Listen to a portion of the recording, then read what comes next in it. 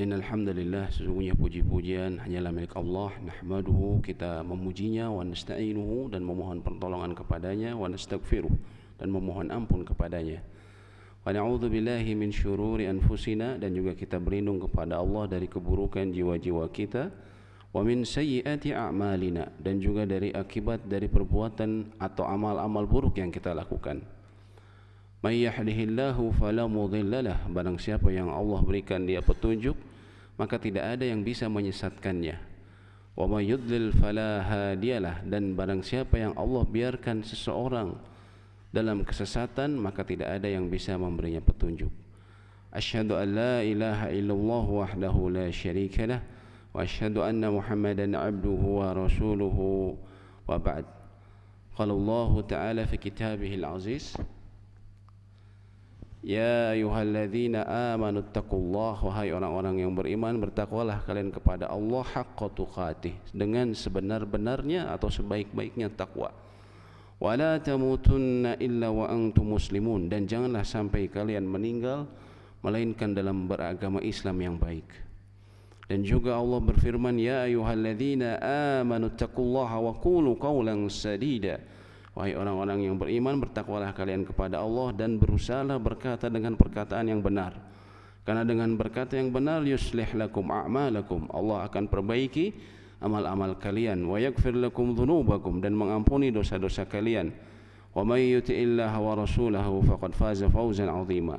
Barang siapa yang selalu berusaha taat kepada Allah dan Rasulnya, sungguh dia akan mendapatkan kesuksesan yang sebenarnya. Amma ba'd, fa innal asdiqal hadithi kitabullah, sesungguhnya sebaik-baiknya perkataan adalah kitabullah, wa khairal hadi, dan sebaik-baiknya petunjuk adalah petunjuk yang dibawa hadyu Nabi sallallahu alaihi wasallam. Wa syarrul umuri, dan seburuk-buruknya perkara dalam agama muhdatsatuha, perkara baru yang diada-adakan. Wa kullu muhdatsatin bid'ah, dan setiap perkara baru yang diada-adakan akan jatuh ke dalam bid'ah. Wa kullu bid'atin dhalalah, dan setiap kebidahan akan mengarahkan kepada kesesatan. Wa kullu dhalalatin finnar, dan setiap kesesatan akan mengantarkan seseorang, naudzubillah, kepada api neraka. Alhamdulillahirabbil alamin, segala puji bagi Allah yang telah memberikan kita nikmat hidayah sehingga bisa duduk kembali di majelis ilmu ini, majelis yang Allah sebutkan melalui lisan Nabi-Nya sallallahu alaihi wasallam bahwa orang yang duduk di masjid untuk berkumpul mengkaji kajian sesuatu yang di dalam Al-Quran kandungannya, kecuali Allah akan nazzalat alaihimus sakinah, Allah akan turunkan di hati-hati mereka sakinah, ketenangan yang tidak bisa dibeli dengan rekreasi dan harta. Wa ghasyiyatuhumur rahmah, dan Allah akan memberi mereka rahmat. Wa dzaka, kemudian Allah akan kelilingi mereka, majelis mereka dengan para malaikat, dan juga Allah akan menyebut kebaikan-kebaikan mereka di hadapan para malaikat yang dekat dengan Allah Subhanahu wa taala. Dan juga di antara tujuan kita mempelajari ilmu adalah agar kita menghindari sifat sombong, takabur. Karena di dalam ibadah kita ketahui bukan saja ada sekedar ibadah yang berupa badaniyah dari gerakan tubuh kita, akan tetapi juga ada yang disebut a'malul qulub, amal yang berhubungan dengan hati kita, dan ini sangat penting. Dan ini diantaranya tujuan kenapa kita mempelajari sejarah ringkas ilmu fikih dan ulama. Pada hakikatnya bukan sekedar pengetahuan mengenai sejarah mereka, tapi yang lebih penting dari itu adalah agar kita bisa menjauhkan diri kita dari kesombongan. Menjauhkan diri dari kesombongan. Kenapa kita harus butuh mencari jalan untuk menjauhkan diri dari kesombongan, terutama di dalam beragama? Karena Nabi SAW yang mengatakan, La yadkhulul jannata man kana fi qalbihi mithqala dzarratin min kibrin. Tidak akan masuk surga orang yang di dalam hatinya ada secuil kesombongan. Dzarrah itu sesuatu yang tidak ada, laisa lahu wazn, tidak punya berat. Artinya sesuatu ukuran yang sangat kecil, disebutkan seperti atom atau partikel dalam bahasa sekarang. Orang yang di dalam hatinya ada kesombongan sebesar atom tidak akan masuk surga, kata Nabi SAW. Para sahabat kemudian bertanya, Inna rajula, sesungguhnya seseorang, yuhibbu an yakuna thawbahu hasan, dia menyukai pakaiannya bagus ya Rasulullah. Wa na'lahu hasanah, dan juga dia menyukai alas kakinya juga bagus. Apakah itu termasuk kesombongan? Maksud sahabat tersebut seperti itu. Apakah itu termasuk kesombongan? Nabi SAW kemudian mengatakan, innallaha jamilun, sesungguhnya Allah itu maha indah. Wa yuhibbul jamal, dan menyukai keindahan. Allah itu indah dan menyukai keindahan. Akan tetapi beliau katakan al-kibru, akan tetapi kesombongan yang dimaksud di sini adalah batarul haq wa ghamtun nas, ketika seseorang menolak kebenaran dan menganggap remeh orang lain. Menolak kebenaran dan menganggap remeh orang lain. Inilah yang Nabi SAW perintahkan kita untuk hindari. Dan ini bukan perkara yang mudah, butuh tarbiyah, butuh pendidikan, butuh sarana agar kita bisa mencapai sikap seperti itu, agar kita tidak mudah menolak kebenaran dan menganggap remeh orang lain. Dan juga di antara penyakit yang menghinggapi banyak orang yang belajar agama dan orang beragama adalah yang disebut sebagai sifat Abu Shibrin, kata para ulama. Apa itu Abu Shibrin? Abu Shibrin, Shibrin itu artinya jengkal, Pak. Shibrin itu jengkal. Para ulama katakan al-ilmu thalathatu ashbar, ilmu itu ada 3 jengkal katanya, kata para ulama. Man dakhala fi shibril awal takabbar, barang siapa yang masuk di jengkal awal dari menuntut ilmu, dari orang belajar agama, takabbar, dia akan merasa sombong. Wa man dakhala fi shibri tsani, barang siapa yang masuk di jengkal kedua, tawaddu'a, dia akan menjadi tawaddu, merendahkan hati dia.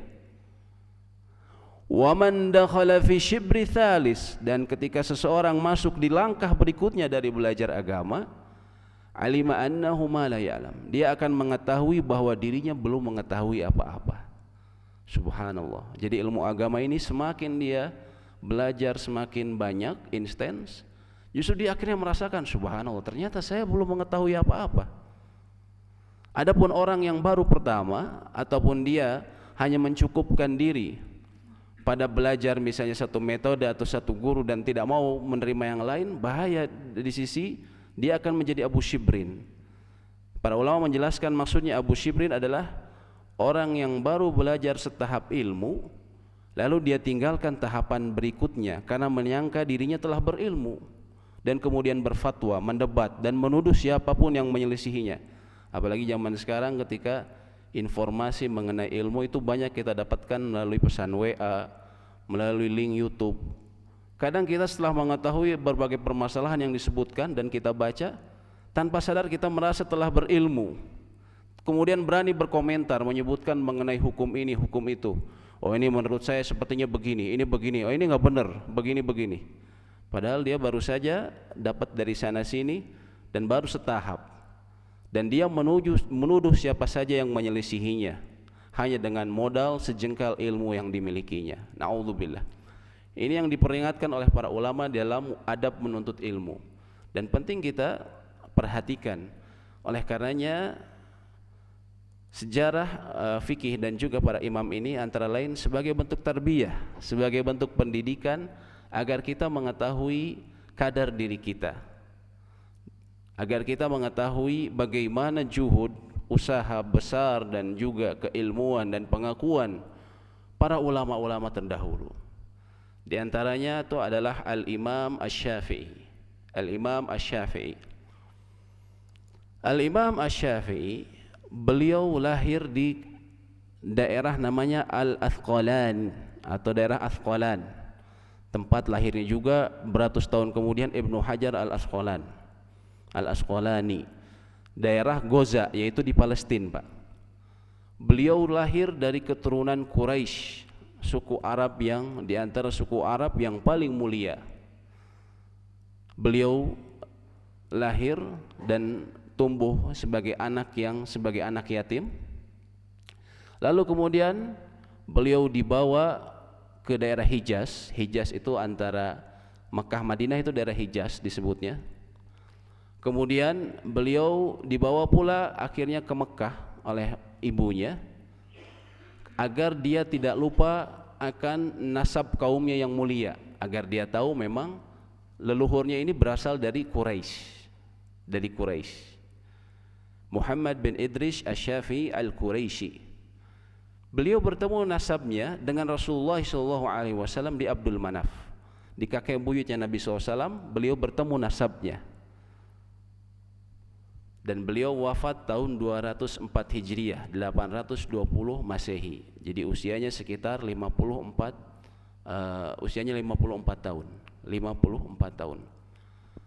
Dan beliau menuntut ilmu sejak kecil, dan beliau terkenal memiliki kepintaran, sehingga ketika beliau kecil, apabila beliau mendapati gurunya tidak ada, sedangkan murid-muridnya yang saat itu banyak orang kaya, karena waktu itu juga berbayar ketika belajar, ketika gurunya tidak ada, dia yang mengganti mengajar. Suatu saat gurunya melihat dia mengajar dan terpesona oleh Imam Syafi'i dalam mengajar, sehingga kemudian memperbolehkan, dan senang gurunya bahwa Imam Syafi'i mengajar, akhirnya memperbolehkan.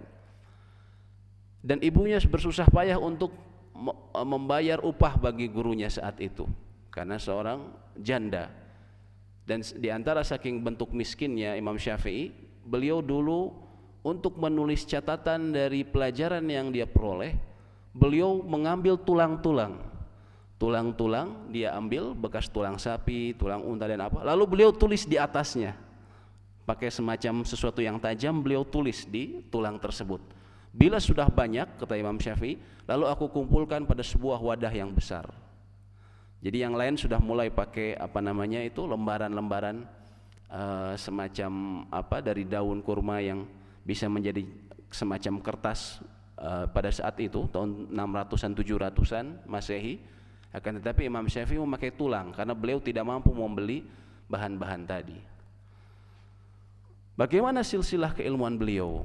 Silsilah keilmuan beliau secara umum mirip seperti Imam Malik yang kita sebutkan pekan kemarin. Guru-guru utamanya di atas sana adalah Abdullah bin Umar, anaknya Umar bin Khattab. Lalu kemudian ada Nafi. Abdullah bin Umar mengajarkan ilmu kepada Nafi dan juga Salim. Salim anaknya, adapun Nafi mantan budaknya. Kemudian ada juga Imam Zuhri, Az-Zuhri, dan Imam Malik.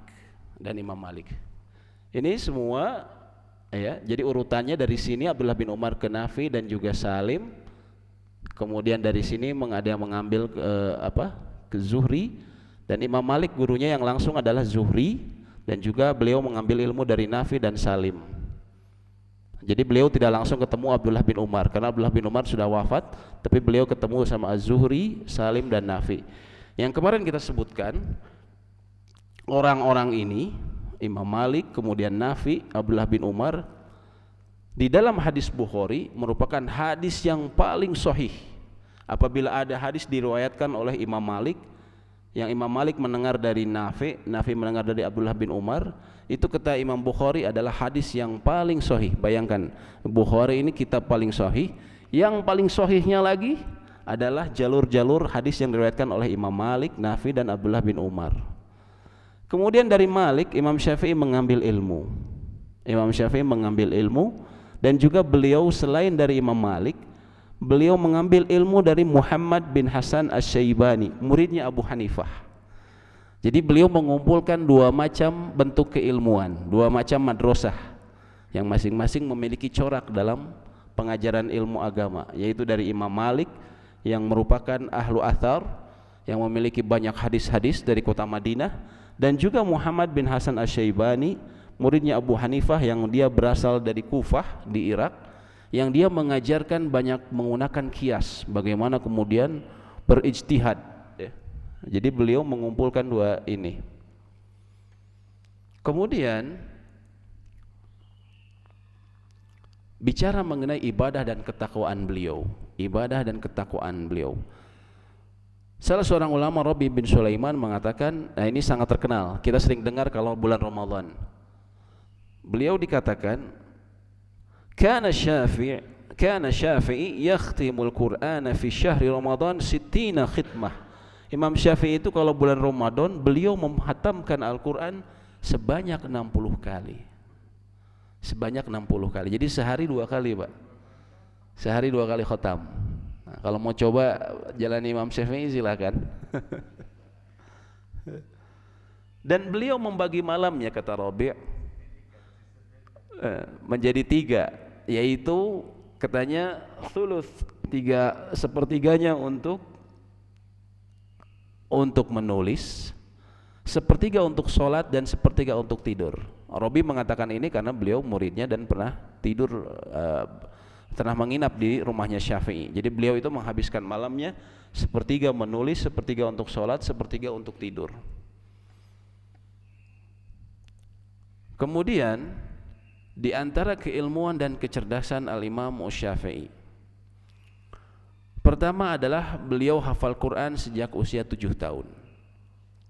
Dan kemudian beliau hafal Al-Muwatta. Al-Muwatta ini kitab susunan hadis yang pertama dibukukan, kitab hadis yang dibukukan pertama kali, yaitu yang ditulis oleh Imam Malik, gurunya sendiri. Isinya sekitar 1500 hadis. Beliau hafalkan Al-Muwatta usia 10 tahun. Sehingga beliau ketika belajar ke kota Madinah menemui Imam Malik terpesona karena Imam Syafi'i sudah hafal Al-Muwatta. Ketika Imam Malik akan mengajarkan kandungan yang terdapat di Al-Muwatta, Imam Syafi'i sudah hafal. Ya. Dan dia diberi izin oleh syekhnya, namanya Muhammad bin Khalid Az-Zanji, untuk memberikan fatwa saat usia beliau masih 15 tahun.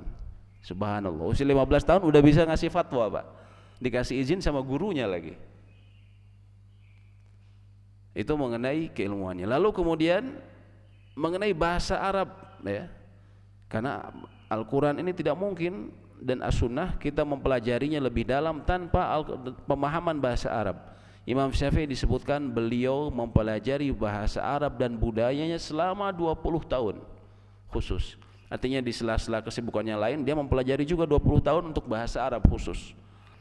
Kemudian padahal beliau adalah suku Quraisy.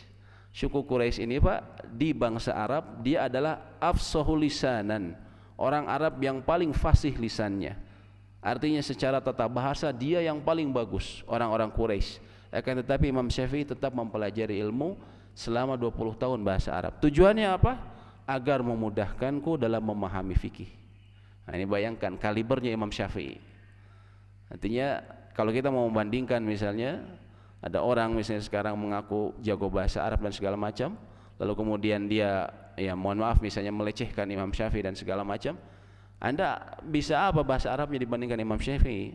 Padahal Imam Syafi'i belajar 20 tahun dan dia juga adalah orang yang dari suku yang paling fasih bahasa Arabnya. Dan Imam Syafi'i ini kalau lewat pasar, Pak, beliau menutup kuping. Kenapa, Pak? Karena beliau berkata, aku khawatir akan hafal ucapan orang-orang. Jadi beliau kalau masuk ke pasar, kalau nggak tutup kuping, nanti orang ngomong begini, dia hafal, Pak. Dia hafal. Ini ada ulama-ulama yang seperti ini. Contohnya Imam Bukhari. Imam Bukhari pun seperti itu. Imam Bukhari itu dia pernah diprotes oleh teman-teman satu halakohnya, satu tempat belajarnya, murid-murid sama-sama murid-murid dari gurunya. Kenapa? Karena dia tidak pernah menulis, Pak. Karena dia sampai akhirnya diprotes, kenapa kamu tidak pernah menulis? Diprotes seolah-olah tidak menghargai ilmu. Lalu kemudian Imam Syafi'i mengatakan, diamlah kalian karena aku sedang mengingat-ingat di dalam ingatanku. Akhirnya mereka penasaran, kalau gitu kita tes bagaimana kekuatan hafalan dia. Setelah dites, subhanallah, ternyata Imam Bukhari catatan yang ada di otaknya itu lebih lengkap dibandingkan tulisan yang ditulis oleh teman-temannya. Dan juga ada kisah yang populer dari kekuatan hafalan ulama, ya sedikit mengenai Imam Bukhari. Beliau pernah diundang ke salah satu kota di Irak dan dikatakan, oh Imam Bukhari datang. Akhirnya mereka semua berkumpul, pengen tahu bagaimana nih kualitasnya Imam Bukhari ini, yang katanya beliau mengumpulkan hadis begitu banyak. Akhirnya ada 10 orang yang ditugaskan untuk mengetes beliau. Setiap satu orang dari mereka disuruh menyebutkan hadis dalam bentuk terbalik. Karena hadis itu Pak, namanya hadis, ada yang matan itu isinya, ada yang namanya sanad, mengenai transmisi hadisnya, dari mana dia memperoleh hadis tersebut. Itu menyebutkan nama-namanya, nama-nama para perawi. Ada 2 macam. Ini perawi sama matannya ini ditukar. 10 orang disuruh menukar. Jadi ada 100 hadis, satu orang berbicara mengenai 10 hadis, tapi ditukar-tukar susunan isinya dan juga susunan sanadnya. Ketika dites, Imam Bukhari mengatakan, aku tidak tahu. Dia jawab semua tidak tahu. Akhirnya orang yang ada di masjid itu terbagi menjadi 2. Satu orang bilang, Imam Bukhari ini nggak tahu apa-apa, bodoh dia. Satu lagi bilang, wah dia pintar dia, karena dia bilang tidak tahu karena memang tidak ada hadis seperti itu. Akhirnya setelah dites, kenapa kamu bilang tidak tahu? Karena yang disebutkan oleh orang pertama tadi, dia menyebutkan hadis ini dengan periwayatnya adalah ini tertukar, harusnya begini. Ya, orang yang kedua seperti ini, orang yang ketiga seperti ini. Dia sebutkan 100 hadis, dibenarkan, dan juga yang membuat orang kagum adalah dia tahu dari 10 orang tersebut, dia ingat kesalahan mereka satu demi satu. Jadi satu orang tadi menyebutkan 10 hadis, ditukar, dia ingat kesalahannya tadi di mana dia. Satu orang ini dia menyebutkan 10 hadis, kesalahannya di mana saja dia tahu. Jadi dia koreksi persis kesalahan mereka, selain kesalahan hadisnya juga kesalahan urutannya. Subhanallah. Ini menunjukkan para ulama itu memang Allah pilih, ada yang Allah lebihkan bagi mereka kekuatan hafalannya. Dan Imam Syafi'i juga menyusun kitab usul fikih pertama, Ar-Risalah, yang awalnya berupa surat yang beliau menyusun. Jadi usul fikih ini ilmu yang mempelajari secara ringkas bagaimana seseorang ulama beristinbat, mengambil kesimpulan hukum dari Al-Quran dan Sunnah. Al-Quran dan Sunnah ini bahan mentahnya, tapi kemudian bagaimana keluar menjadi sebuah produk hukum, itu membutuhkan ilmu usul fikih. Ilmu usul fikih yang jarang dipelajari di masjid-masjid tentunya, tapi dipelajari bagi orang yang memang akan menjadi seorang ulama. Dan Imam Syafi'i adalah penyusun kitab yang pertama, Ar-Risalah. Kemudian juga mengenai Imam Syafi'i ini, muridnya yang juga terkenal, Ahmad bin Hanbal, Imam Ahmad, beliau mengatakan Imam Syafi'i itu adalah kasyamsi lidunya, seperti matahari bagi dunia, wal afiyatu lil badan, dan juga bagaikan kesehatan bagi tubuh. Apakah menurutmu ada yang bisa menggantikan keduanya? Tentunya enggak ada ya. Jadi saking perannya Imam Syafi'i itu, beliau itu bagaikan matahari kata Imam Ahmad, dan kesehatan bagi tubuh. Dan Imam Ahmad menyebutkan, atau anaknya Imam Ahmad menyebutkan, bahwa Imam Ahmad itu tidaklah beliau sholat, melainkan pasti akan mendoakan selain orang tuanya juga guru-gurunya. Dan di antara guru beliau yang beliau selalu doakan adalah Imam Syafi'i. Imam Syafi'i ini terkenal oleh kecerdasannya. Kemudian pembentukan mazhab Syafi'i. Ini tentunya nama-nama ini kita jarang mendengar, dan saya pun menyebutkan ini hanya untuk agar kita mengetahui bahwa yang disebut mazhab Syafi'i itu bukan terbentuk dalam waktu 10 tahun, 20 tahun, atau 100 tahun, 200 tahun, tapi ribuan tahun, Pak. Jadi ketika disebut ini pendapat mazhab Syafi'i, wah ini berarti sudah penggodogan selama berapa tahun, kita lihat di sini. Yang pertama adalah Imam Syafi'i, beliau sendiri yang kemudian menyusun mazhabnya. Beliau awalnya tinggal di Baghdad, lalu kemudian beliau pindah ke Mesir dan belajar lagi di sana, lalu kemudian beliau membuat fatwa-fatwa baru di Mesir.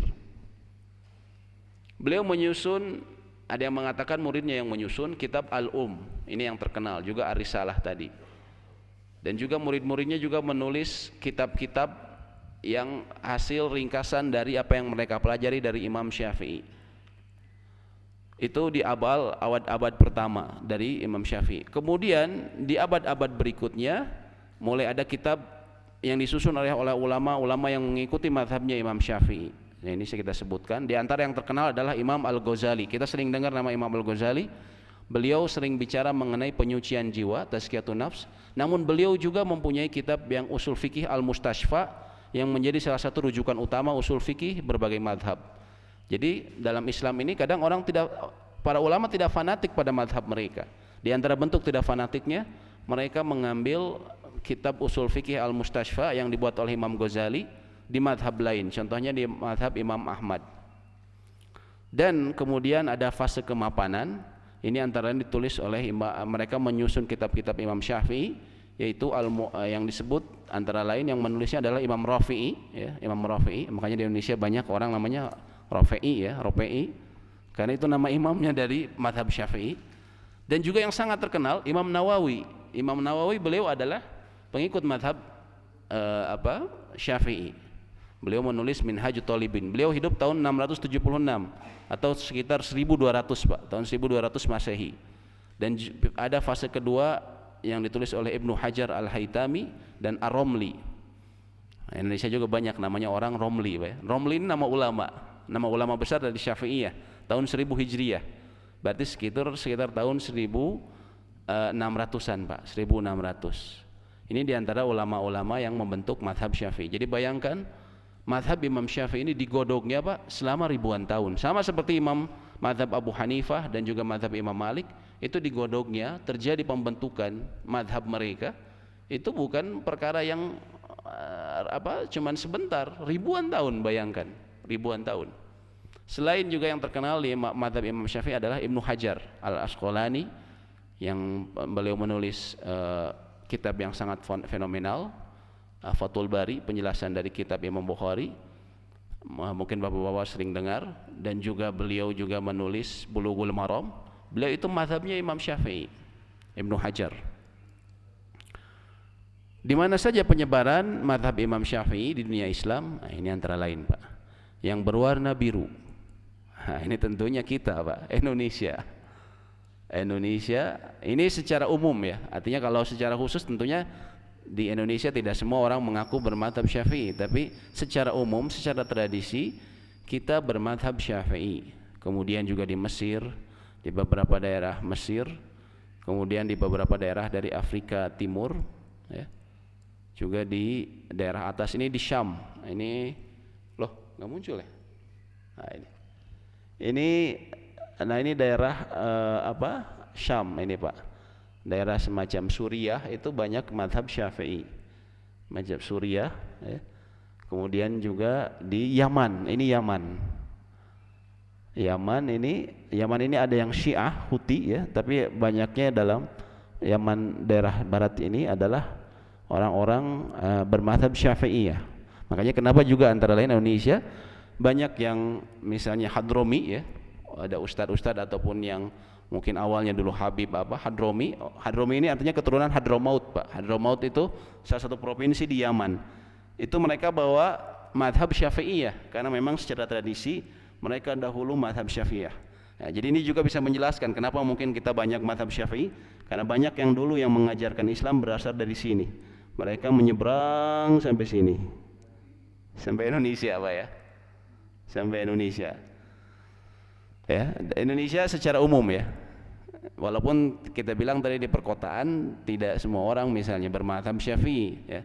Tapi secara tradisional kita akui bahwa orang tua kita, kakek buyut kita berbanyak bermazhab Syafi'i. Di antara contohnya, ya, misalnya kita di kota mungkin tidak mengaku bermazhab Syafi'iyah, tapi athar atau salah satu bentuk dari pandangan bermazhab beragama Islam dengan Syafi'iyah antara lain yang paling mudah. Contohnya menjaharkan bismillah ketika sholat, menjaharkan bismillahirrahmanirrahim ketika sholat. Banyak orang menyangka orang Indonesia itu pendapat jumhur, bukan. Tapi itu adalah pendapat dari Imam Syafi'i, pendapat dari mazhab Imam Syafi'i. Adapun pendapat Imam Abu Hanifah dan juga Imam Malik dan juga Imam Ahmad, mereka mensirkan, atau Imam Malik mengatakan bahwa bismillah itu bukan bagian dari Al-Fatihah. Adapun Imam Abu Hanifah dan juga Imam Ahmad, mereka mengatakan ketika sholat disirkan. Jadi jumhur dia disirkan. Tapi di Indonesia umumnya, walaupun kita tidak bermazhab Syafi'iyah, Tapi orang-orang yang juga tidak mengaku bermadzhab Syafi'iyah, mereka membaca bismillah dengan dijaharkan ketika sholat. Ya, jadi ini salah satu bentuk dari dikeraskan, dijaharkan ya, ketika sholat. Ini tidak masalah tentunya, ini masalah fikih yang kita berlapang dada dalam hal ini, tidak masalah. Cuman ini hanya saya ingin menunjukkan bahwa salah satu bentuk athar, salah satu bentuk dari penerapan mazhab Imam Syafi'i di Indonesia, walaupun misalnya kita tidak mengaku di perkotaan, terutama saya tidak bermazhab Syafi'i, salah satu bentuk pilihan fikih yang kita pakai antara lain sangat terlihat ketika misalnya kita membaca dalam sholat bismillah dikeraskan ya, kalau pendapat jumhur tidak ya, ini tentunya tidak masalah, hanya ingin menjelaskan bahwa ada salah satu pengaruh dari mazhab Syafi'iyah dalam hal tersebut ya, yang disebutkan sholat karena tidak adalah salah satu ibadah utama. Tentunya itu sama sekali tidak masalah. Itu mengenai Imam Syafi'i. Sekarang kita berbicara mengenai muridnya Imam Syafi'i, salah satu muridnya. Karena Imam Ahmad ini belajar juga bukan sekedar kepada Imam Syafi'i, tapi belajar juga kepada ratusan ulama atau bahkan ribuan ulama-ulama lain, yaitu Al-Imam Ahmad bin Hanbal. Beliau Abu Abdillah Ahmad bin Muhammad bin Hanbal. Jadi Hanbal ini kalau kita Hambal ya, jadi pakai M, sebenarnya pakai nun Pak, Hanbal. Ini nama kakeknya sebenarnya Pak. Jadi nama asli beliau Ahmad, ayahnya namanya Muhammad, kakeknya Hanbal. Beliau lahir 663 780 Masehi dan meninggal 241 857 Masehi. 857 Masehi. Jadi beliau selisih umurnya, kelahirannya 13 tahun dibanding Imam Syafi'i, lebih muda 13 tahun dengan Imam Syafi'i. Lalu bagaimana dengan ibadah dan ketakwaan beliau? Ibadah dan ketakwaan dari Imam Ahmad. Dikatakan oleh Abdullah bin Ahmad, anaknya Imam Ahmad yang juga seorang ulama terkenal, beliau mengatakan, "Kana abi yusalli fi kulli yaumin wa lailah 300 rakaah." Ayahku itu beliau sholat sehari semalam 300 rakaat. Saat sakit, setelah didera, karena beliau pernah mendapatkan cobaan berat Pak. Jadi beliau pernah diuji, waktu zamannya beliau pernah ada fitnah yang namanya khalqul Quran. Ada sejumlah ulama dari aliran sesat yaitu Mu'tazilah, mereka mempengaruhi kekhalifahan saat itu. Yang pertama adalah Khalifah Ma'mun, untuk mengatakan bahwa Al-Quran adalah makhluk. Akhirnya Ma'mun ini mengikuti ajaran Mu'tazilah dan dia menyuruh orang-orang dan ulama-ulama juga mengikuti ajaran mereka, mengatakan bahwa Al-Quran adalah makhluk. Banyak ulama kemudian mereka mengatakan seperti itu pula karena alasan demi keamanan nyawanya, dan ini diperbolehkan ketika misalnya kita terancam oleh nyawa, karena ancamannya langsung dibunuh bila misalnya tidak menjawab bahwa Al-Quran makhluk. Tapi ada dua orang yang kemudian tidak mau berkata, yaitu namanya Muhammad bin Nuh dan Imam Ahmad. Nah, tapi karena itu beliau kemudian didera, dipenjara, kemudian disiksa ya, walaupun dia ceritanya ulama, disiksa lalu kemudian dicambuk berkali-kali. Setelah itu dia lemah tubuhnya, dia kemudian hanya sehari sholat 150 rakaat. 150 rakaat, subhanallah. Ini ceritanya gimana sholat seperti ini? Apakah ada sholat khusus? Tidak Pak. Ini sholatnya antara lain yang dimaksud sholat 300 rakaat dan 150 rakaat ini, pertama adalah sholat-sholat sunnah mutlak ya. Selain sholat sunnah yang rawatib, juga ada sholat-sholat sunnah yang bukan rawatib, yang Nabi SAW tidak selalu lakukan. Contohnya kalau kita baca Bulughul Maram, ada hadis riwayat Imam Abu Dawud, beliau katakan bahwa Nabi SAW pernah mengatakan, rahimallahu imra'an, semoga Allah merahmati seseorang, shalla arba'an qabla al-asr, sholat 4 rakaat sebelum sholat asar, misalnya seperti itu. Ini tidak beliau selalu lakukan, tapi beliau menyebutkan ada keutamaan. Nah, ini antara lain dari situ. Kemudian juga beliau sholat sunat mutlak. Sholat sunat mutlak ini yang tidak terikat dengan setelah sholat atau sebelum sholat, tapi dia bebas ya. Misalnya setelah zuhur memang kita ketahui bisa 2 ya, ataupun bisa 4 mengkodok yang tadi misalnya ketinggalan. Dan juga ada riwayat memang beliau pernah mengatakan sekali dari istri beliau bahwa beliau pernah 4 juga. Tapi lebih dari itu, kita ingin sholat sunnah mutlak, itu diperbolehkan. Sholat sunnah mutlak yang tidak terikat oleh waktu. Dan juga beliau banyaknya kerjakan di malam hari. Kerjakan di malam hari, karena para ulama, ya, antara lain Imam Ahmad dan Imam Malik dan Imam Syafi'i, mereka menganggap sholat malam ini tidak ada batasan. Yang penting mathna menurut mereka, ya, yaitu 2 rakaat. Ini menurut pendapat mereka, para imam. Pemahaman mereka terhadap nas-nas, sehingga mereka akhirnya sholat bisa panjang sekali ketika malam. Beda misalnya kayak tadi Imam Abu Hanifah, dia bisa 2 rakaat, bisa 1 Al-Quran, Pak, ya. Kita pernah dengar minggu kemarin, kalau beliau memperbanyak sholatnya. Bedanya itu. Dan Imam Ahmad ini terkenal orang yang benar-benar ilmunya itu berusaha diamalkan, sehingga beliau mengatakan bahwa beliau itu, maka katabku haditsan illa waqad amiltu bih, tidaklah aku menulis sebuah hadis, karena beliau ini menulis kitab hadis, Pak, namanya Musnad Imam Ahmad, isinya sekitar hampir 30.000 hadis.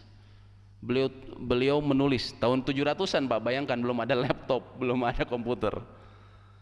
Tidaklah aku menulis hadis kecuali aku telah mengamalkannya, kata beliau, sampai tiba kepadaku hadis bahwa Rasulullah pernah berbekam dan memberikan orang yang membekamnya itu 1 dinar, maka aku memberikan 1 dinar pula, 1 dinar emas.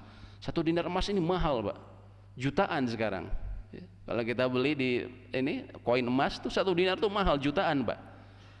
Bapak misalnya di depan ada bekam BRC, ya, Bapak ngasih dalam bentuk koin emas, subhanallah. Dan Imam Ahmad ini orang yang miskin, Pak, dikenal miskin, tapi beliau sampai mengeluarkan 1 dinar emas. Karena apa? Karena beliau ingin mengamalkan apa yang sesuai Nabi SAW lakukan. Jadi semangat beliau untuk mengikuti sunnah itu, subhanallah, sampai beliau 1 dinar yang beliau miskin sekalipun beliau mau berikan, karena ingin mengikuti Nabi SAW. Lalu bicara dengan ibadah dan ketakwaan, ini Imam Syafi'i yang mengatakan, salah seorang gurunya tadi, Imam Syafi'i, imam kita ini, beliau mengatakan Imam Ahmad itu terkumpul dalam Imam Ahmad ada 8, beliau itu imam dalam 8 hal, kata Imam Syafi'i, yaitu beliau imam dalam hadis, karena Imam Ahmad ini beliau berkeliling, ya, dunia untuk mencari hadis, dan dia pakar dalam hadis. Kemudian beliau, ya, tentunya beliau salah satu guru Imam Bukhari dan Imam Muslim dan juga Imam Abu Daud. Beliau dalam fikih, dalam bahasa, dalam Al-Quran, dalam kefakiran karena beliau miskin, dalam zuhud, dalam hidup. Zuhud ini maksudnya meninggalkan sesuatu yang tidak ada manfaatnya untuk akhirat, dan juga waro, dalam kehati-hatian beliau dalam beragama, dan juga dalam as-sunnah.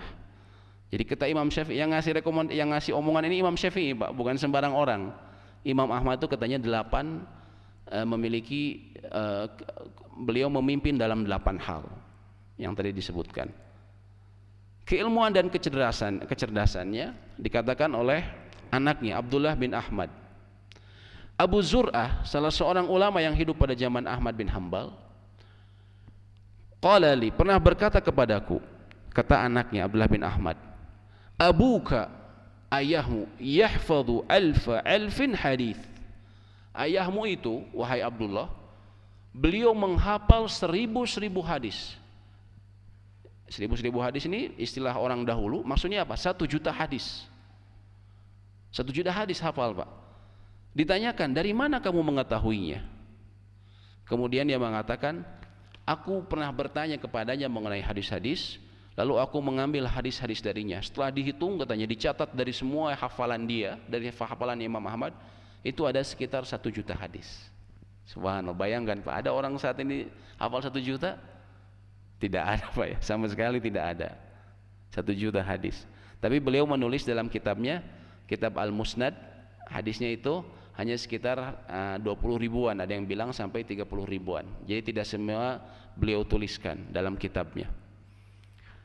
Dan juga Ibnul Jauzi, salah seorang ulama yang terkenal, mengatakan Ahmad itu kalau dihitung perjalanan beliau untuk mencari hadis, itu tuh beliau setara dengan berkeliling dunia 2 kali, katanya, untuk mengumpulkan hadis untuk Musnad, kitab yang beliau kumpulkan. Jadi beliau keliling ke negara-negara Islam yang tadi saya tunjukkan petanya, Itu kalau ada ulama di sana pasti beliau datangi. Dan beliau itu dikenal, beliau datangi itu bukan sekedar naik unta, Pak. Beliau terkadang berjalan. Jadi bayangkan usaha keras mereka para ulama ini dalam mencari ilmu. Dan juga menurut Ibnu Rajab, tidaklah ada asar dari sahabat dan tabi'in. Asar ini maksudnya sesuatu yang diriwayatkan oleh sahabat. Mereka melakukan sesuatu dalam masalah agama, itu disebutnya asar, kecuali Imam Ahmad telah menguasainya.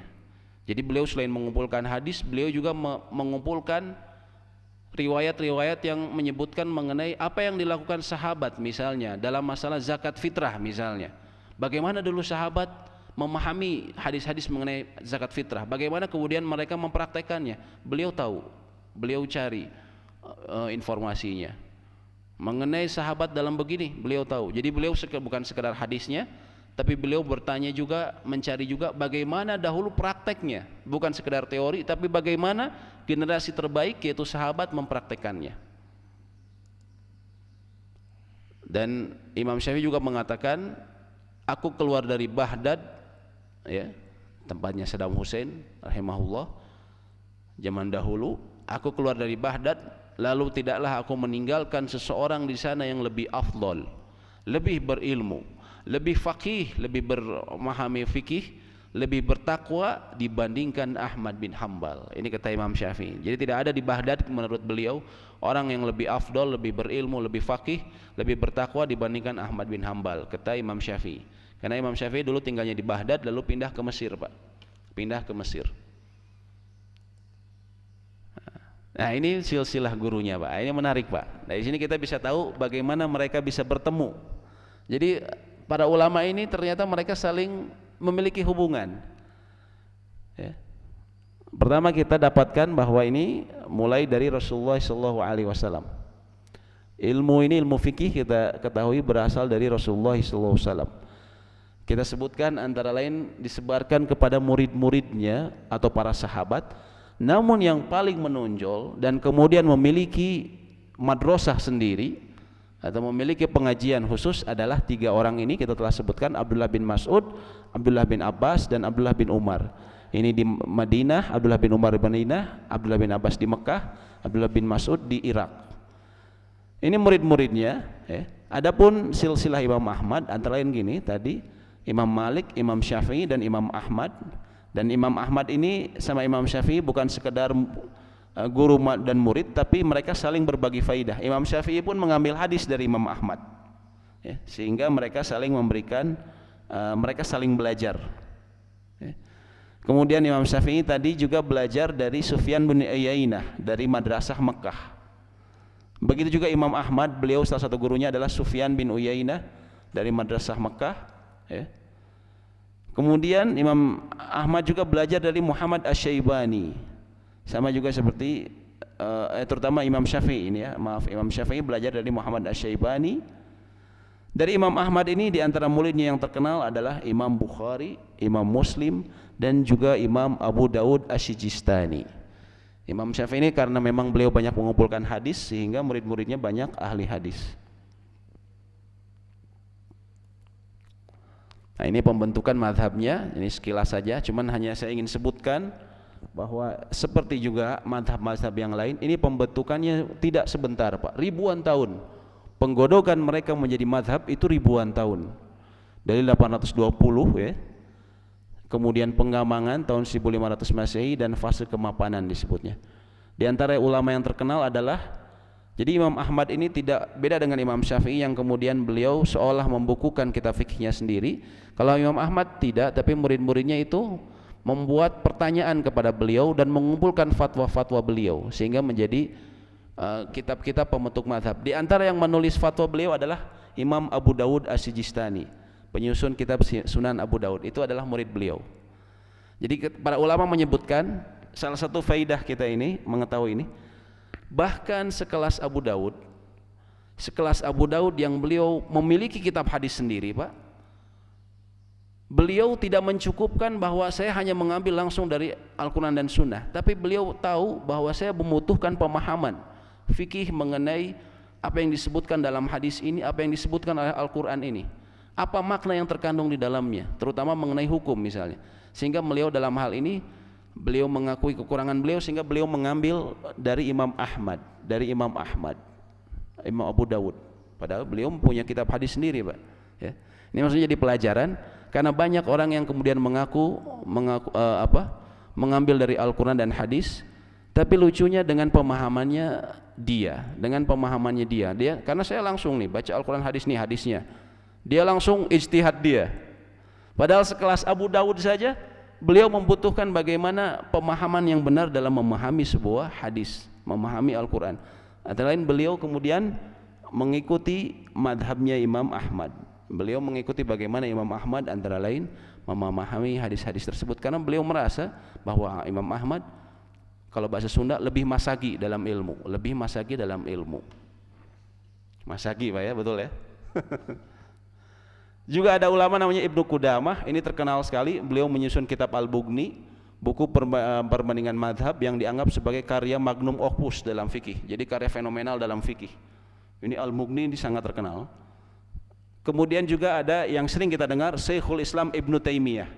Beliau pun termasuk berada di madhab Imam Ahmad bin Hambal. Ya. Dan ini ulama-ulama berikutnya. Di antara madhab-madhab yang 4, Pak, madhab Imam Ahmad ini yang paling dekat dengan Imam Syafi'i. Yang paling dekat kenapa? Karena Imam Ahmad antara lain muridnya, Pak, ya. Banyak hal yang kemudian dalam masalah fikih itu saling permasalahannya mereka pendapatnya hampir sama, ya. Imam Ahmad dan Imam Syafi'i ini penyebarannya. Madhab Hambali atau disebutnya Hanabilah, mereka di hijau tua. Ini kondisi sekarang, Pak, ya. Kalau dahulu mereka menyebar ke daerah Syam juga, daerah Syam di utara ini banyak dulu ulama-ulama Hanabilah atau Hambali. Kalau sekarang banyaknya di sini, Jazirah Arab, yaitu di Saudi, Pak. Jadi ulama-ulama Saudi ini madhabnya secara fikih dia Hambali. Makanya kita lihat mungkin ada beberapa hal sedikit yang berbeda, misalnya praktek dari Imam Masjidil Haram ataupun beberapa ulama Saudi, karena mereka madhab fikihnya adalah Hambali. Dan ini ya di sini di sekitar Saudi Arabia dan juga negara-negara yang ada di sekitarnya. Ya.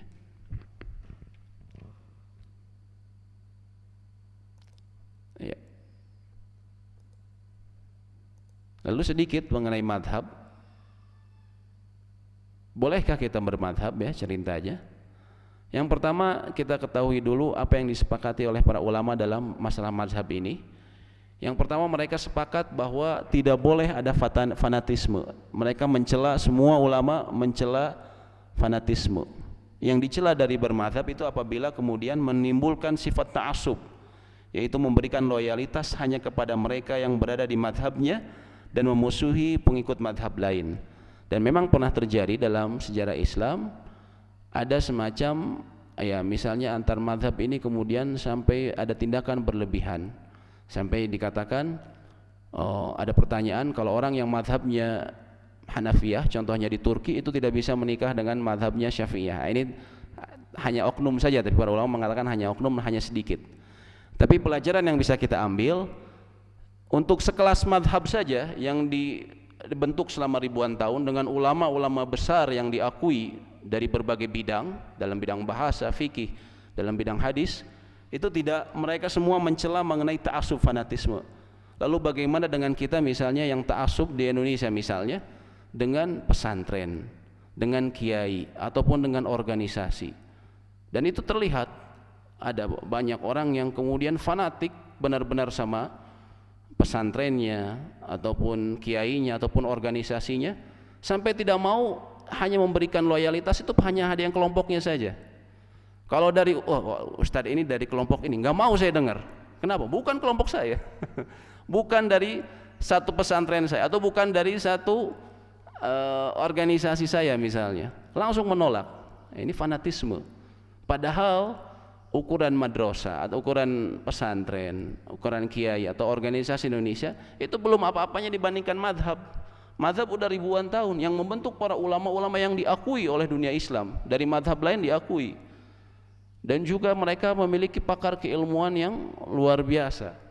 Itu dicela ta'assub, fanatisme. Sehingga kita bisa lihat di antara prakteknya, para ulama itu terkadang misalnya dari pendapat Ibnu Hajar misalnya, beliau tidak hanya sekedar mengambil pendapat dari Imam Syafi'i, walaupun beliau mazhabnya Imam Syafi'i, tapi beliau juga mengambil dari pendapatnya Abu Hanifah.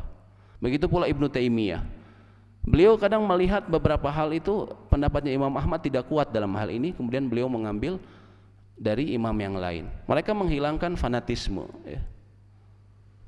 ya. Dan para ulama ini sepakat menerima keberadaan mazhab fikih yang 4 dan tidak menyerukan untuk membatalkan mazhab dan juga meninggalkan kitab-kitab mereka. Ya, seseorang yang bermazhab, contohnya ulama, bila sampai tingkatan mujtahid, sudah menguasai hadis-hadis, Al-Quran dia kuasai, dia mengetahui usul fikih, dia mengetahui bahasa Arab, lalu dia menyelisihi mazhab imamnya, contohnya Imam Nawawi, beliau sudah sampai tahapan tersebut, ataupun Ibnu Taimiyah, maka mereka bila menyelisihi imamnya itu dianggap hal tersebut tidak masalah, bahkan baik. Misalnya Ibnu Taimiyah memiliki pendapat berbeda dengan Ahmad bin Hambal, itu tidak masalah karena beliau sudah memiliki kemampuan untuk berbeda, memiliki ilmu. Jadi seperti itu. Ini mengenai yang disebutkan dalam madhab. Lalu bolehkah seseorang bermadhab? Ini secara ringkas saja Pak ya. Setidaknya ada 3 pendapat. Yang pertama, ada ulama yang mewajibkan, antara lain Muhammad Amin Asy-Syinkiti. Beliau penulis kitab tafsir yang sangat terkenal, Adwaul Bayan. Beliau pernah mengajar di Masjid Nabawi, tapi beliau sudah meninggal sekarang. Beliau mengatakan ulama usul yang belakangan dari semua madhab semuanya mewajibkan kaum muslimin untuk bermadhab, katanya. Kenapa? Karena itu salah satu bentuk untuk memahami agama secara baik. Kemudian ada pandangan yang membolehkan. Ini kebanyakan ulama ini membolehkan, tidak sampai mewajibkan, yaitu dari Al-Qadi Iyad, beliau justru mazhabnya beliau Maliki, telah terdapat kesepakatan atau ijma kaum muslimin untuk mengikuti 4 mazhab tersebut dan mempelajari mazhab mereka. Dan juga dari Ibnu Habirah, imam dari pendapat mazhab Hambali, umat bersepakat bahwa diperbolehkan beramal dari ilmu yang dibawa oleh mazhab yang 4, ya. Dan artinya ini yang diperbolehkan. Ada yang mengatakan tidak boleh, ya, tapi ini pandangan thaz, pandangan yang ganjil disebutnya, hanya sedikit, yaitu antara lain pandangan Ibnu Hazm Al-Zahiri. Ibnu Hazm Al-Zahiri ini secara tidak, dia menolak mazhab, tapi akhirnya dia sendiri membentuk mazhab secara tidak disadari atau tidak, yaitu mazhab Az-Zahiriyah. Az-Zahiriyah ini mazhab yang mereka mengambil kesimpulan hukum dari Al-Quran dan Sunnah itu secara letterlek. Apa kata Al-Quran dan Sunnah seperti ini, harus seperti itu, letterlek terkenalnya, ya, secara ringkasnya Az-Zahiriyah ini. Ibnu Hazm Al-Andalusi, orang Spanyol Pak, tahun ratusan tahun yang lalu, hampir 1000 tahun yang lalu beliau dari Spanyol. Beliau merupakan pandangannya tidak boleh, tapi kebanyakan ulama mengatakan boleh, bahkan dianjurkan untuk orang yang belajar, ingin mempelajari agama lebih dalam, itu melalui lebih madhab. Kenapa? Karena lebih rinci, urutan permasalahan yang disebutkan lebih rinci. Itu seperti itu. Ya, ini ceritanya, mohon maaf, yang perlu kita ingatkan juga, ini mazhab fikih Pak ya, bukan mazhab akidah. Mungkin Pak Ernan kemarin pernah sebutkan mengenai Ahmadiyah, mengenai Syiah, itu mazhab akidah, pandangan akidah. Kalau ini mazhab fikih yang berhubungan dengan praktek ibadah kita sehari-hari. Adapun akidah, ada mazhab yang utama tentunya mazhab kaum muslimin dan para sahabat adalah Ahlus Sunnah wal Jamaah. Ada yang menyempal, ya, contohnya Rafidhah atau Syiah. Kemudian ada Khawarij, ya. Khawarij ini yang mereka mengkafirkan pelaku dosa besar dari kaum muslimin. Jadi seseorang muslim kalau sudah melakukan dosa besar, maka dia akan dihukumi kafir oleh mereka. Ada juga Mu'tazilah yang tadi saya sebutkan. Adapun ini adalah mazhab fikih atau mazhab dalam fikih. Adapun akidah mereka, para imam-imam tadi, Imam Malik, Imam Ahmad, Imam Abu Hanifah dan Imam Syafi'i, mereka dalam satu akidah, yaitu akidah Ahlus Sunnah wal Jamaah.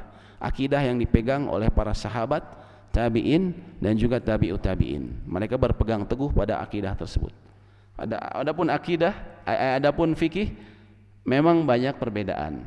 Seperti itu. Kalau fikih banyak perbedaan yang kemudian tapi tidak menyebabkan seseorang keluar dari akidahnya. Ini perlu kita pahami agar jangan sampai kemudian kita menuduh orang yang kita lihat berbeda dalam masalah fikih, wah ini akidahnya nggak benar, subhanallah. Tidak. Akidah itu berbeda. Akidah itu keimanan, keyakinan, ya, prinsip, bukan tidak berhubungan dengan fikih. Kecuali misalnya dia mengatakan sholat tidak wajib, nah itu baru akidahnya salah. Ada hubungannya dengan fikih, namun juga ada hubungannya dengan akidah. Tapi kalau dalam permasalahan yang tata cara sholat secara detail, selama dia mengambil dari imam yang 4, maka itu kita harus akui, kita harus berlapang dada. Apabila tata cara misalnya zakat, penunaian zakat, tata cara saum, yang masalah cabang, yang mereka ternyata ada sumbernya dari imam yang 4, dari mazhab yang 4, maka kita harus berlapang dada, ya. Harus berlapang dada. Itu yang disepakati antara lain oleh para ulama. Dan kalau kita lihat juga seperti itu, Pak. Di negara kita MUI seperti itu. MUI mengatakan, kalau Bapak baca di kitab fatwa mereka, itu di depan itu disebutkan, kita mengambil pendapat dari 4 mazhab ini. Dari 4 mazhab ini. Walaupun kecenderungan lebih banyak ke Syafi'iyah, namun mereka mengatakan kita mengambil dari ijtihad para 4 mazhab ini, ya, dari para ulama 4 mazhab ini, ya.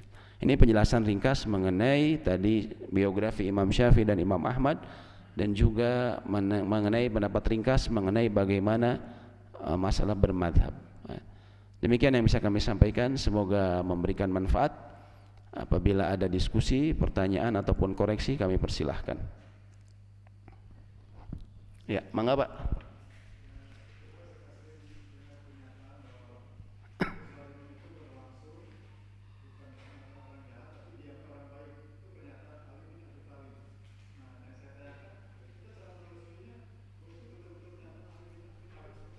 Ya.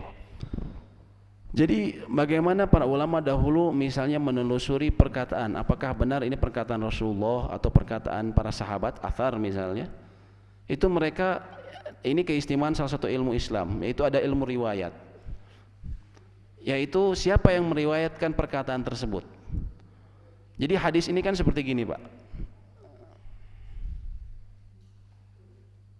Nah, hadis itu seperti ini, Pak. Ini ceritanya dari satu generasi ke generasi lain, ya Pak. Misalnya Rasulullah pernah menyampaikan perkataan, misalnya innama a'malu binniyat, misalnya.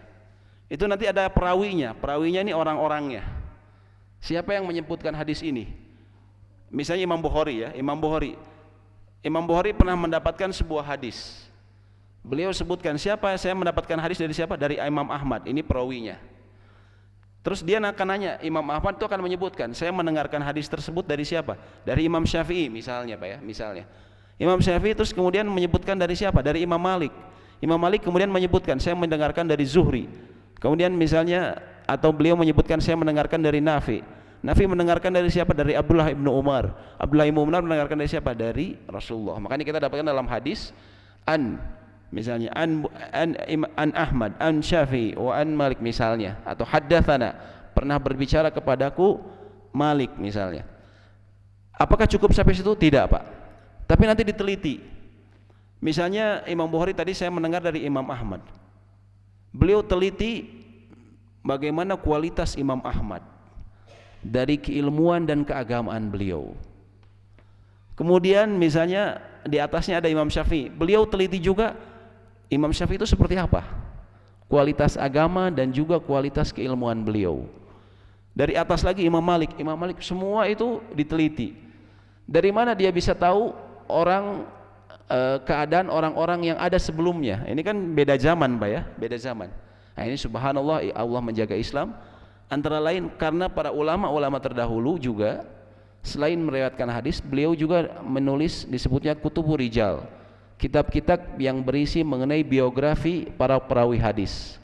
Misalnya Imam Ahmad, dia hafal 1 juta hadis, dia thiqoh, orang yang bisa dipercaya, adil, agamanya terjaga, dia amanah begini-begini, kekuatan hafalannya luar biasa.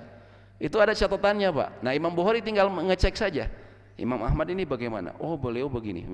Apabila kemudian ada orang yang dicela, disebutnya jarah dalam ilmu hadis, orang ini pernah melakukan ini, dia hafalannya tidak kuat, itu akan mengurangi kualitas hadis, Pak.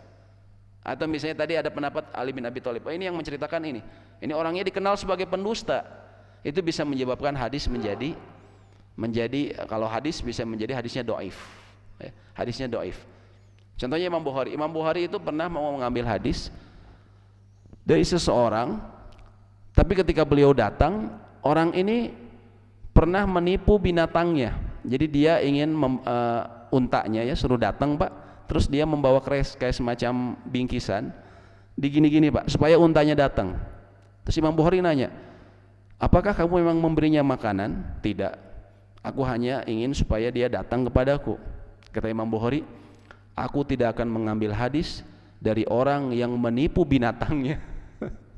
Menipu binatang dia nggak mau ambil, Pak, ditinggalin sama Imam Bukhari. Ini antara lain sangat berhati-hatinya Imam Bukhari dalam mengambil hadis. Nah itu, Pak, akhirnya bagaimana kita bisa tahu bahwa itu misalnya perkataan Imam Ali bin Abi Thalib ataupun perkataan misalnya Imam Syafi'i, itu dari situ dirunut, Pak, siapa saja yang mendengarkannya dari sini, terus ditanya kualitasnya, apakah orang-orang ini bisa orangnya memang punya integritas buat bicara, agamanya bagaimana.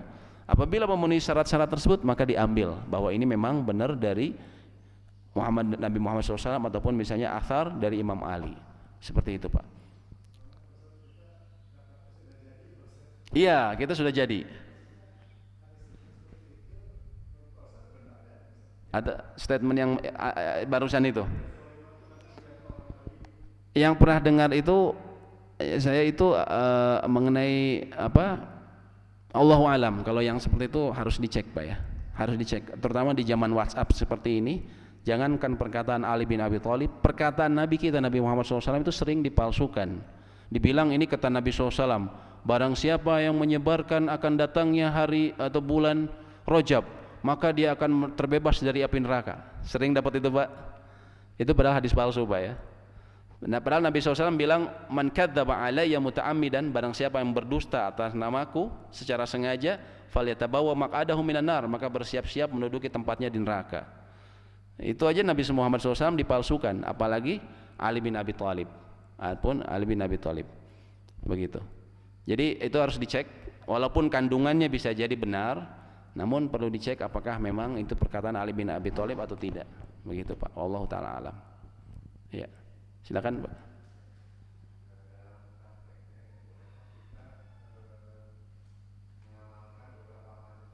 Ya.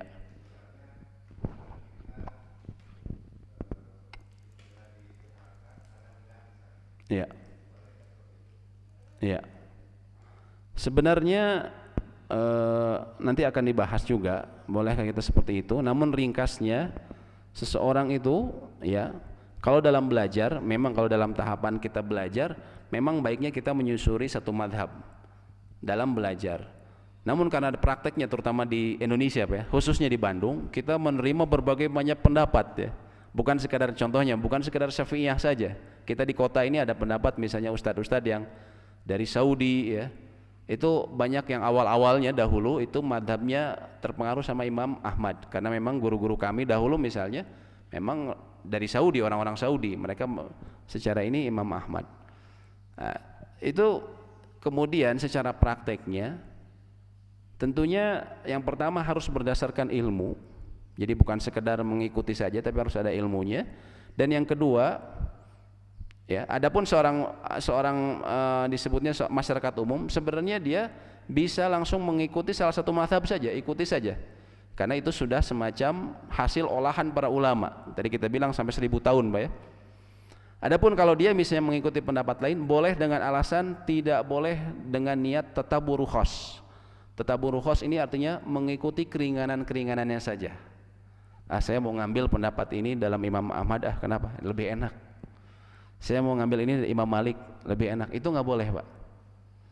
Karena itu akan rusak kalau seperti itu. Tapi harus berdasarkan ilmu dan bukan atas hawa nafsu ingin mengikuti keringanan. Kalau tatabur rukhas seperti ini, Pak, tadi mencari keringanan, bahkan bapak-bapak itu bisa menikah dengan seorang gadis tanpa wali, tanpa saksi, Pak. Tapi ini saya nggak akan bilang, takut dipraktekin. Kalau ngambilnya pendapat comot dari satu mazhab ke mazhab lain, Ya. Itu bisa tanpa wali, tanpa saksi, Pak. Kalau kita tatabbur khos, mencari keringanannya saja.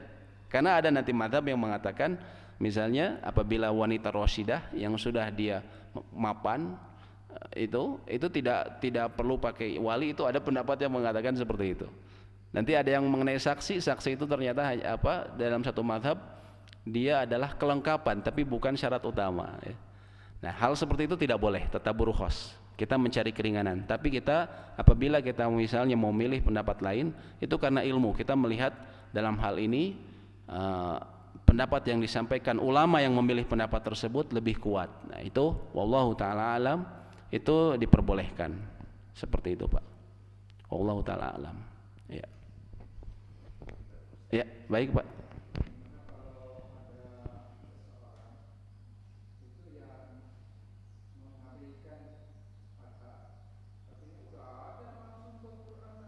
Iya. Iya. Iya. Iya. Itu memang fenomena yang terjadi bukan saja di Indonesia namun juga di negara-negara Arab, dan itu alhamdulillah belakangan ini banyak dikoreksi. Kenapa? Karena sering terjadi salah paham, Pak. Jadi seolah-olah bahwa ketika kita mengambil mazhab itu kita tidak berdasarkan Al-Quran dan Sunnah.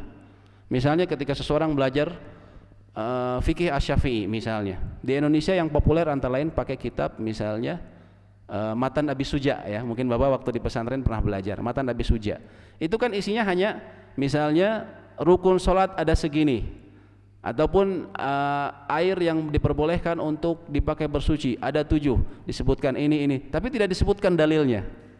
Kemudian orang menyangka, oh ini nggak pakai dalil nih, ini mah fanatik mazhab. Nah, ini kesalahan fatal. Kenapa? Karena ulama mazhab itu menyusun ilmu fikih itu memang seperti itu, Pak. Mereka membuat tahapan-tahapan untuk orang yang masyarakat awam, dia memang ngasih secara ringkas, tidak disertai dalil. Jadi ada tahapannya. Ketika seseorang belajar lebih tinggi, contohnya di pesantren ataupun di pesantren misalnya, nanti akan ada kemudian ada dalilnya. Lebih tinggi lagi kemudian akan disebutkan pendapat lain dalam mazhab kita. Misalnya dalam mazhab Syafi'i ternyata ada pendapat lain, misalnya kayak tayamum. Secara umum Imam Syafi'i itu tayamum itu sampai siku. Tapi kata Ibnu Hajar ada sampai sini saja. Oh, ini ada pendapat lain mulai disebutkan. Nanti yang lebih tinggi lagi akan disebutkan pendapat antar madhab, begitu, disertai dengan dalil-dalil mereka. Jadi memang orang sering salah paham, oh ini mengikuti dalil. Padahal ulama-ulama ini kalau bermadhab itu sudah pasti mereka pakai dalil, Pak. Hanya saja tidak disebutkan, itu saja di kitab mereka supaya ringkas. Kalau yang untuk orang awam itu supaya ringkas. Ini sering terjadi salah paham. Itu, dan termasuk kami merasakan dahulu ketika awal-awal belajar kami seperti itu juga salah paham. Kami menganggap kita harus Al-Quran Sunnah, padahal subhanallah Imam Syafi'i dan Imam Ahmad, kalau apalagi kita sudah tahu biografi mereka ini sangat berhati-hati, mereka nggak mau mengamalkan sesuatu yang tidak ada dasarnya. Ibadah mereka sudah dikenal, keilmuan mereka sudah dikenal. Kita siapa atau guru kita siapa? Orang tidak mengenal guru kita, bahasa Arabnya seperti apa, kemudian ibadahnya seperti apa, keilmuan dalam fikih dan usul fikih seperti apa, lalu merasa bahwa dia bisa menguasai Al-Quran dan Sunnah lebih baik dibandingkan Imam Syafi'i dan Imam Malik misalnya. Ini kan sesuatu yang kalau kita sudah tahu biografinya lucu, Pak ya, lucu ya. Jadi pendapat tadi itu memang pendapat yang sekarang banyak dikoreksi, Pak. Pendapat yang dikoreksi mengambil Al-Quran dan Sunnah langsung, karena Al-Quran Sunnah ini butuh pemahaman. Contohnya Imam Ahmad, bisa jadi dia tahu ada hadis sahih tapi beliau tidak mengamalkannya. Kenapa? Karena beliau juga melihat athar ini riwayat dari sahabat. Ternyata sahabat tidak mengamalkan hadis ini karena ada hal-hal tertentu misalnya yang menghalangi, ataupun misalnya ada hadis lain yang kemudian seolah yang bertentangan dengan hadis ini. Kemudian dicari menurut Imam Ahmad, oh ini berarti yang hadis yang datang belakangan ini menghapus yang hukum sebelumnya, misalnya seperti itu. Bukan artinya dia tidak mengikuti hadis, tapi dia memahami dengan pemahaman yang lain, seperti itu, Pak. Ini sangat perlu difahami, karena sering banyak terjadi salah paham, bahkan menuduh orang yang tadi bermadzhab itu, wah ini tidak ikut dalil, taklid, katanya taklid. Taklid itu artinya mengikuti ittiba bi ghairi murajjihin, mengikuti sesuatu tanpa mengetahui hujahnya apa. Yang dicela itu taklid buta. Taklid buta itu dicela, mengikuti hanya tanpa kemudian mau mengetahui bagaimana ilmunya, secara buta pokoknya semua yang dia ucapkan saya ikuti. Itu memang tidak boleh. Tapi taklid dalam bermadhab itu berbeda hukumnya, terutama bagi orang awam itu boleh. Ya, itu boleh. Kenapa? Karena kita sudah tahu bahwa mereka, misalnya tadi pendapatnya Imam Abu Hanifah itu sudah dibentuk dengan ribuan tahun, digodok oleh para ulama. Jadi apa yang dihasilkan itu sudah produk jadi sebenarnya. Itu diperbolehkan. Para ulama sepakat diperbolehkan. Ya. Yang lucunya begini, ada orang yang menuduh orang lain bertaklid kepada para madhab itu, kepada imam, tapi tanpa sadar dia bertaklid ke ustadznya. Tanpa sadar dia mengikuti apa yang dikatakan ustadz, sami'na wa ata'na, saya ikuti semua apa yang dikatakan ustadz. Padahal pemahaman ustadz ini tidak sebanding sama sekali dengan para imam ataupun madhab. Betul Pak? Coba kalau kita renungkan, banyak orang yang menuduh orang lain bertaklid, tapi tanpa sadar dia bertaklid kepada ustadznya. Kalau dipikir-pikir, kapasitasnya kan jauh sekali sama Imam Ahmad atau Imam Malik gitu, tidak sebanding. Ya. Nah ini artinya, makanya kita penting belajar untuk sedikit demi sedikit memahami, termasuk maksud kami untuk kita sama-sama mengkaji mengenai madhab ini, supaya kita mengetahui kadar kita dan kadar guru kita, ataupun misalnya ada pendapat yang selama ini kita pegang dari organisasi ataupun dari pesantren, kita mengetahui bagaimana kemudian kapasitas kita, agar kita tidak langsung menuduh orang lain jatuh dalam kesesatan misalnya. Langsung kita mengatakan bid'ah misalnya, padahal ternyata masalah ini diperselisihkan di antara para ulama. Memang ada hal yang bid'ah, namun juga ada hal yang memang perselisihan ulama. Jangan sampai kita yang perselisihan ulama kita anggap bid'ah, ini bahaya gitu kan. Seperti itu Pak kira-kira, wallahu taala alam.